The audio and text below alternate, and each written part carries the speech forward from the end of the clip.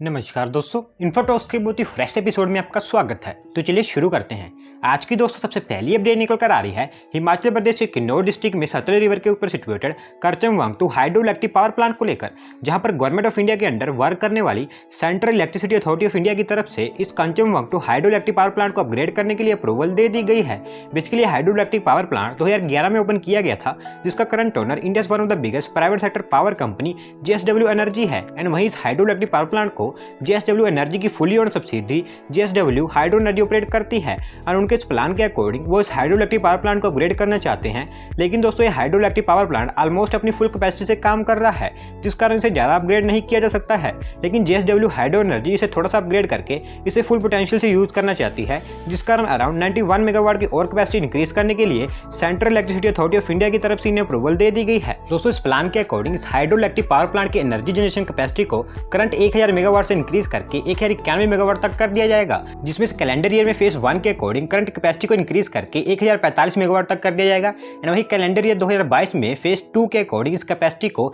1091 megawatt तक कर दिया जाएगा। अगली दोस्तों अपडेट निकल कर आ रही है सिंगरौली मध्य प्रदेश बेस्ड कोल इंडिया लिमिटेड की wholly owned subsidiary northern coalfield India limited की तरफ से, जहां पर उन्होंने सिंगरौली NCL में बीना काकड़ी अमेलगमेशन ओपन कास्ट प्रोजेक्ट के अंदर कोल हैंडलिंग प्लांट की करंट कैपेसिटी को इंक्रीज करने के लिए टेंडर फ्लोट कर दिए हैं। बेसिकली इस ओपन कास्ट प्रोजेक्ट की current coal handling capacity 7.5 million tonne per annum की है, जिसे नॉर्दर्न कोलफील्ड लिमिटेड इंक्रीज करना चाहती है। एंड दोस्तों इस कोल हैंडलिंग प्लांट को एक्सपेंड करने के लिए सभी तरह की इन्वायरमेंटल क्लियरेंस भी ले ली गई है। इस टेंडर के अकॉर्डिंग इस कोल हैंडलिंग प्लांट की कैपेसिटी को करंट कैपेसिटी से इंक्रीज करके 9.5 मिलियन टन पर एनम तक कर दिया जाएगा, जिसके एक्सपेंशन के लिए 613.82 करोड़ रुपए स्पेंड किए जाएंगे। एंड वहीं स्टैंडर्ड के अकॉर्डिंग जिस भी कंपनी को उस प्रोजेक्ट के लिए सिलेक्ट किया जाएगा, वो इस कोल हैंडलिंग प्लांट के expansion planning, designing, engineering, construction, fabrication, erection, supply, testing, trial run and commissioning ये सभी वर्क्स करने वाली है। And with in next 85 months इस प्रोजेक्ट को फुली कंप्लीट कर लिया जाएगा। बढ़ते हैं दोस्तों अगले अपडेट की तरफ, जो निकल कर आ रही है हमारी national highway authority of India की तरफ से, जहां पर NHAI की तरफ से भारतमाला परियोजना के अंतर्गत कंस्ट्रक्ट किए जाने वाले around 1000 kilometre of new roads के कंस्ट्रक्शन के लिए जो बिड्स इनवाइट या फिर बिड सबमिट करने की डेडलाइन थी, उसको कुछ समय के लिए एक्सटेंड कर दिया गया है। बेसिकली एज यू नो कि आज कोरोना वायरस के कारण डेली कितने लोग बीमार हो रहे हैं, एंड ये इतना ज्यादा फैल चुका है कि हमारे देश की स्टेट गवर्नमेंट्स को उनकी स्टेट्स में मजबूर होकर लॉकडाउन लगाना पड़ रहा है। एंड दोस्तों इसी कारण हमारे देश की अलग अलग स्टेट्स में रोड कंस्ट्रक्शन या तो हो ही नहीं पा रहा है, एंड अगर हो भी रहा है तो वो काफी स्लो स्पीड से हो रहा है। एंड यही सिचुएशन हमें लास्ट ईयर भी देखने को मिली थी, जिस कारण national highway authority of India के बहुत सारे हाईवे प्रोजेक्ट्स डिले हो गए थे। एंड अब सेम सिचुएशन होने के कारण NHAI को उनके around 1000 kilometre of new road projects को 1 मंथ तक डिले करना पड़ गया है। लेकिन दोस्तों union road transport and highways minister Nitin Gadkari ji का कहना है कि इन 1000 kilometre of new road projects को कई रीजंस के कारण डिले करना पड़ा है। एंड हाउएवर जो न्यू रोड प्रोजेक्ट हैं उनके लिए कंटिन्यूसली पहले की तरह ही बिड्स इनवाइट कर दी जाएंगी, एंड बिना किसी डिले उनके ऊपर भी काम स्टार्ट कर दिया जाएगा। एंड अगर आपको मैं वैल्यू में बताऊं तो ये जो 1000 kilometre of new roads projects delay हुए हैं वो टोटल 50,000 करोड़ रुपीस की वैल्यू रखते हैं। तो दोस्तों बस अब यही उम्मीद है कि आगे से NHAI के कोई और भी road projects and highway projects delay ना हो।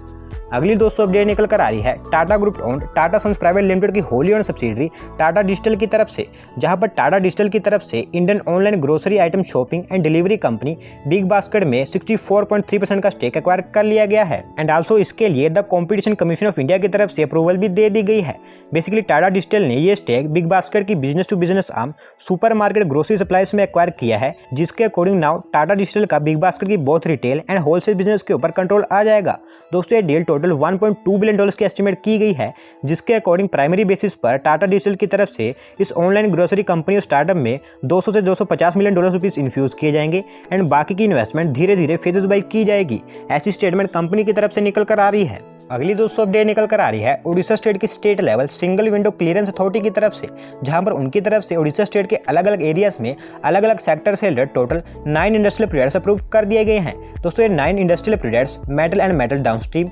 IT and ESDM, manufacturing, plastic, cement, chemical and food processing in sector से रिलेटेड हैं, जो उड़ीसा स्टेट में टोटल 2570.54 करोड़ रुपए तक की इन्वेस्टमेंट करने वाले हैं। एंड अगर इंडिविजुअली बात करें तो उड़ीसा स्टेट के केंदुझर डिस्ट्रिक्ट के जोड़ा में 15 मिलियन टन पर एनम का एक बेनिफिशियन प्लांट सेटअप किया जाएगा, जिसे अमेलगम रिसोर्सेज नाम की एक कंपनी 882 करोड़ रुपए इन्वेस्ट करके सेटअप करेगी। एंड यही कंपनी जोड़ा में ही एक 3 मिलियन टन पर एनम की कैपेसिटी वाला आयरन और सैटेलाइट ग्राइंडिंग यूनिट भी सेटअप करेगी। एंड आल्सो यही कंपनी जोड़ा में 3 मिलियन टन पर एनम की कैपेसिटी वाले स्लरी पाइपलाइन को भी सेटअप करेगी। इसके अलावा safe lancer engineering company Orissa के खोरदा डिस्ट्रिक्ट में 45 करोड़ यूनिट्स की एनुअल कैपेसिटी वाले razor shaving blades and 3 crore unit वाले डिस्पोजेबल रेजर्स के मैन्युफैक्चरिंग प्लांट को भी सेटअप करेगी, जिसमें 100 करोड़ रुपीस की इन्वेस्टमेंट की जाएगी। एंड आल्सो संबलपुर डिस्ट्रिक्ट में 900 करोड़ की इन्वेस्टमेंट से एक इंटीग्रेटेड कार्बन कम्प्लेक्स, 162 करोड़ की इन्वेस्टमेंट से झारसुगुड़ा डिस्ट्रिक्ट में 120 टन पर एनम तक का क्लोरो एल्काली कम्प्लेक्स एंड दोस्तों इसी तरह की और भी बहुत सारी इन्वेस्टमेंट्स उड़ीसा स्टेट में की जाने वाली हैं।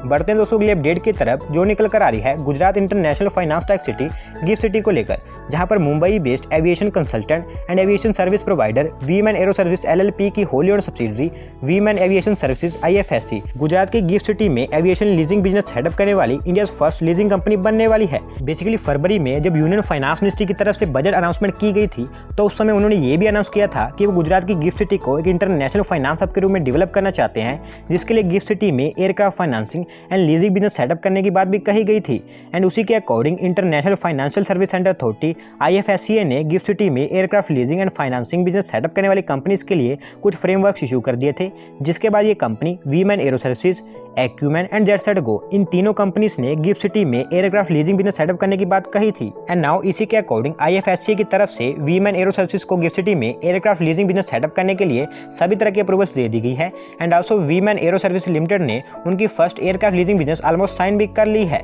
जिसके अकॉर्डिंग 2 हेलीकॉप्टर्स की लीजिंग के लिए 5 मिलियन यूरोस की ट्रांजैक्शन की जाने वाली है। अगली दोस्तों अपडेट निकल कर आ रही है हमारी ministry of new and renewable energy की तरफ से, जहां पर सेंट्रल गवर्नमेंट के द्वारा high efficiency solar PV modules की डोमेस्टिक मैन्युफैक्चरिंग को बूस्ट करने के लिए रिसेंटली अनाउंस की गई PLI स्कीम के अंडर मैन्युफैक्चरिंग प्रोसेस स्टार्ट करने के लिए गाइडलाइंस इशू कर दी गई हैं। बेसिकली लास्ट ईयर 11 नवंबर 2020 को देश में high efficiency solar PV modules की डोमेस्टिक मैन्युफैक्चरिंग को बूस्ट करने के लिए यूनियन कैबिनेट की तरफ से 4500 करोड़ के बजटरी आउटलेट के साथ एक PLI स्कीम को अप्रूव किया गया था, जिसके अकॉर्डिंग सोलर PV मॉड्यूल से रिलेटेड मिनिमम 1000 मेगावाट की कैपेसिटी वाले मैन्युफैक्चरिंग प्लांट सेटअप करने वाली कंपनीज को नेक्स्ट 5 इयर्स तक इंसेंटिव प्रोवाइड करवाए जाने वाले थे। एंड नाउ उसी के अकॉर्डिंग मैन्युफैक्चरिंग प्रोसेस स्टार्ट करने के लिए ministry of new and renewable energy ने न्यू गाइडलाइंस इशू कर दी है। दोस्तों अगर गाइडलाइंस की बात करें तो एक तो सोलर PV मॉड्यूल्स की मैन्युफैक्चरिंग के लिए एंड PLI स्कीम के अंडर सिलेक्ट होने के लिए कंपनीज को मिनिमम 1000 मेगावाट की कैपेसिटी वाले मैन्युफैक्चरिंग प्लांट सेटअप करने होंगे। वहीं new greenfield manufacturing plants and also brownfield manufacturing plants को भी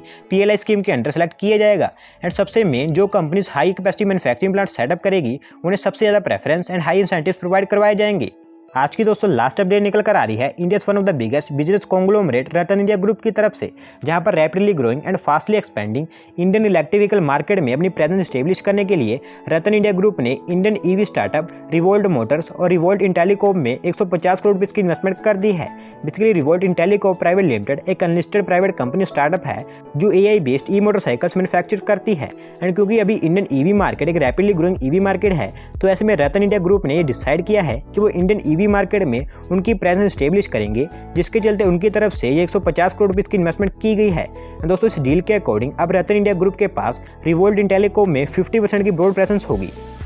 तो दोस्तों आज की वीडियो में बस इतना ही। अगर आप अपनी तरफ से कोई अपडेट सबमिट करना चाहते हैं तो डिस्क्रिप्शन में दिए गए लिंक पर क्लिक करके सबमिट कर सकते हैं। और अगर आज की वीडियो पसंद आई हो तो वीडियो को लाइक करें, चैनल को सब्सक्राइब करें। धन्यवाद आपका वीडियो को देखने के लिए।